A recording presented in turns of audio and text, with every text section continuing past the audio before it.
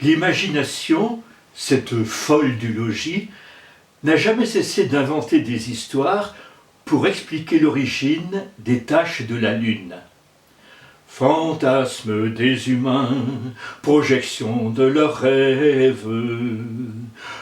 Contemplez sa surface, ces larges taches sombres, que de contes inventés à partir de ces ombres.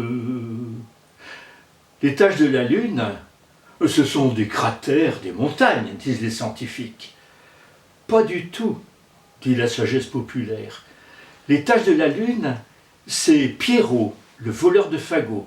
C'est Jean Deschaux avec sa brouette. C'est un homme qui tient dans la main une lanterne. Un vieux bossu assis sous un banyan.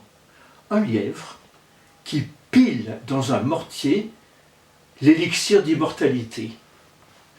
C'est une grenouille femme crampon.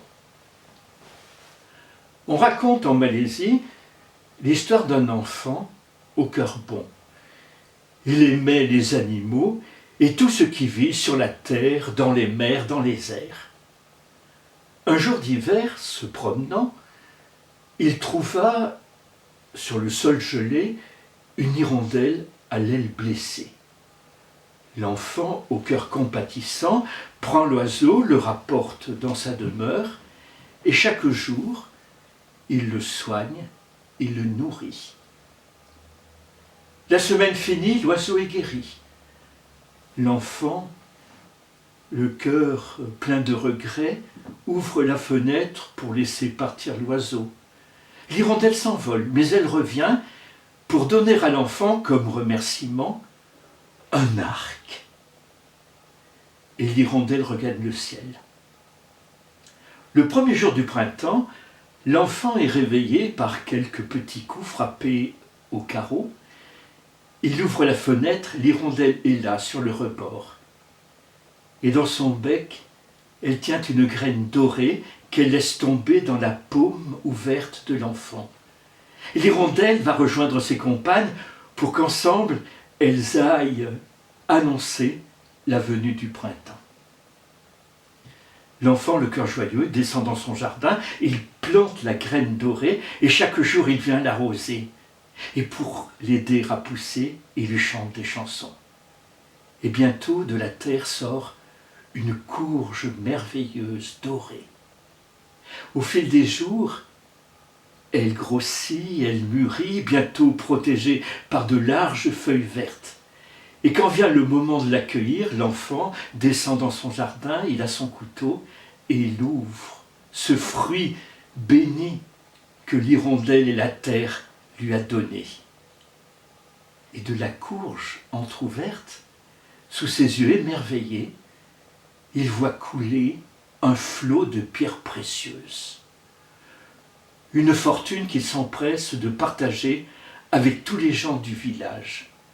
Et les villageois bénissent le ciel d'avoir choisi justement cet enfant pour le bénir. Cette histoire merveilleuse fait bientôt le tour du pays et arrive aux oreilles d'un enfant au cœur mauvais, un enfant envieux et cupide. Et cet enfant se dit, alors s'il suffit de soigner l'aile blessée d'une hirondelle pour en obtenir récompense, argent, il est facile pour moi de faire de même. Il me suffit de trouver une hirondelle avec son aile blessée, je la soigne. Et pour me remercier, elle me donne de la richesse. Et l'enfant est parti sur le chemin. Mais il eut beau chercher, il n'a rien trouvé. Alors il a pris sa fronde, et puis il s'est embusqué, il a attendu. Une hirondelle est venue se poser sur le rebord du toit. Il l'a visée. La pierre a volé, a frappé l'hirondelle, l'oiseau est tombé, la patte brisée. « Mais ce n'est pas la patte, a dit l'enfant, qu'il faut que je soigne. Pour que ça marche, c'est une aile. » Alors il a pris l'oiseau et il lui a cassé l'aile. Puis il est rentré chez lui et chaque jour, il l'a soigné, mais c'était long et fastidieux. Et il l'a nourri, enfin, parfois, mais ça coûtait de l'argent. Et finalement, l'oiseau a été guéri. Alors l'enfant l'a laissé partir en lui disant « J'espère que tu vas bientôt revenir pour m'apporter la récompense que tu me dois pour le service que je t'ai rendu en te soignant et en te nourrissant. » Il a attendu. Il était impatient. Il a attendu. Et finalement, l'hirondelle est revenue. Elle avait dans son bec une graine dorée qu'elle a déposée dans la paume ouverte de l'enfant qui, tout joyeux, est allé dans son jardin planter la graine. Et chaque jour, il l'arrosait abondamment en pensant que plus il mettrait d'eau et plus le fruit pousserait rapidement.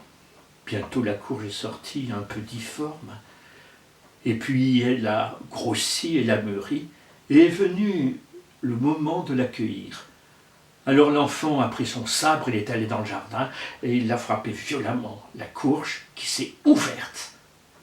Et de la courge est sorti un vieil homme avec une longue barbe, vêtu d'une grande robe blanche. Dans une main, il avait un parchemin et dans l'autre, une bouteille d'encre rouge et d'une plume. Et le vieil homme s'est adressé à l'enfant. « Je te connais. Je connais ton cœur, Cupide. Je sais que tu aimes l'argent, la richesse, le pouvoir. Mais tu vas me suivre et je te donnerai tout ce que tu désires.